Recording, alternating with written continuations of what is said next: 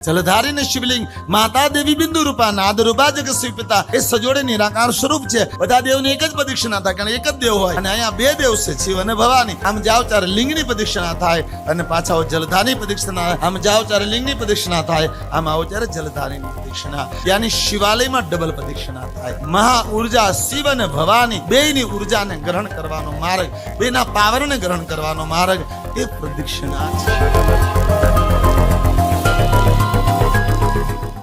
તો ધ્યાન આપશો, જેની તમે પ્રદક્ષિણા કરો છો એના શરીરમાંથી એક ઓરા, એક ઉર્જા, એક રેડિયેશન નીકળે છે.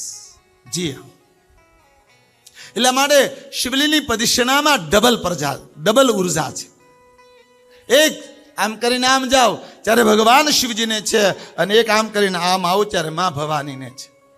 જલધારી ને શિવલિંગ, માતા દેવી બિંદુ રૂપા, નાદ રૂપા જગસ્વી પિતા, એ સજોડે નિરાકાર સ્વરૂપ છે. બધા દેવની એક જ પ્રદક્ષિણા થાય, કારણ એક જ દેવ હોય. અને અહીંયા બે દેવ છે, શિવ અને ભવાની. આમ જાઓ ત્યારે લિંગની પ્રદક્ષિણા થાય અને પાછા આવો જલધારી પ્રદક્ષિણા. આમ જાઓ ત્યારે લિંગની પ્રદક્ષિણા થાય, આમ આવો ત્યારે જલધારીની પ્રદક્ષિણા.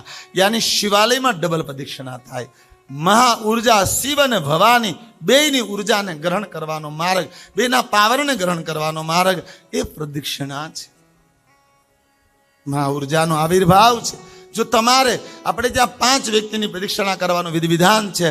એક, ભગવાન શિવનું શિવાલયમાં, જ્યાં ડબલ તમે ધારો કે ન ધારો ડબલ જ થાય. અને બીજા બધા દેવતાઓને સિંગલ થાય. દેવતાઓની પ્રદક્ષિણા. ત્રીજી બતાવી છે મા બાપની પ્રદક્ષિણા. જો કે પહેલી મા બાપની લેવી હોય તો વાંધો નથી. પહેલી પ્રદક્ષિણા મા બાપ, બીજી ભગવાન શિવ અને ભવાની, ત્રીજી દેવતાઓની. મા બાપની પ્રદક્ષિણા એટલા માટે કે મા બાપની ઉર્જામાં તમારું એક જોડાણ છે, એક તમારી ઉર્જા છે. અને એ પણ કહી દઉં, કોઈ ગલત કરે ને તો શાયદ મા બાપ એમાં જવાબદાર નથી હોતા. હા, અમુક વાર મા બાપ જવાબદાર હોય પણ છે, ઘણા વાર મા બાપ જવાબદાર હોય.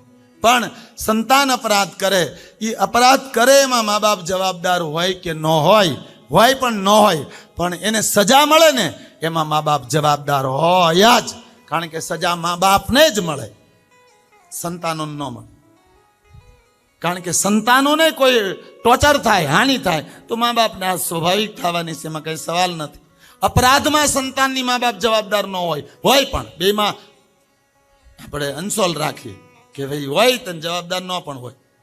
નરવા કુંજરવા, હા, મરી ગયો અશ્વત્થા, પણ એ નરવા કુંજરવા, માણા હતો પશુ હતો ખબર નહીં, એમ એ નરવા કુંજરવા રાખો. પણ સજામાં મા બાપને ભોગવવી જ પડે, એમાં કોઈ બે મત નથી. એ સજા મા બાપને જ મળે, અને તૈયાર જ રહેજો. અર્થઘટનમાંથી ધ્યાન આપશો. એક ઉર્જા મા બાપની સંતાનોને પ્રાપ્ત થાય, જે પોઝિટિવ ઉર્જા આપણે જ્યાં વિકસિત કરવામાં આવે છે. અને ચોથી પ્રદક્ષિણા આપી છે ગુરુજનોની.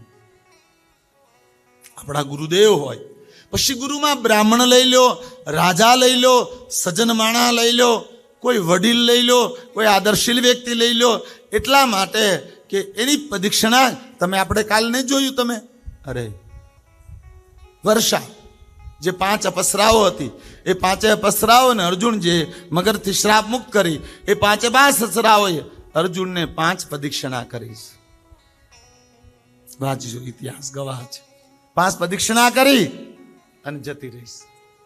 અર્થઘટન, ગુરુજનોની પ્રદક્ષિણા એટલા માટે કે જ્યારે તમે એના ફરતા આમ આંટો મારો છો, ત્યારે એમના શરીરમાંથી ચારે દિશામાંથી નીકળતી ઉર્જા, એક પવિત્ર ઓરા તમારા શરીરને ટચ કરે છે, જેને કારણે તમે એ વધારેમાં વધારે, કારણ કે ખાલી સામેથી જ ઉર્જા આવતી હોય ને એટલું નહીં યાદ રાખતા.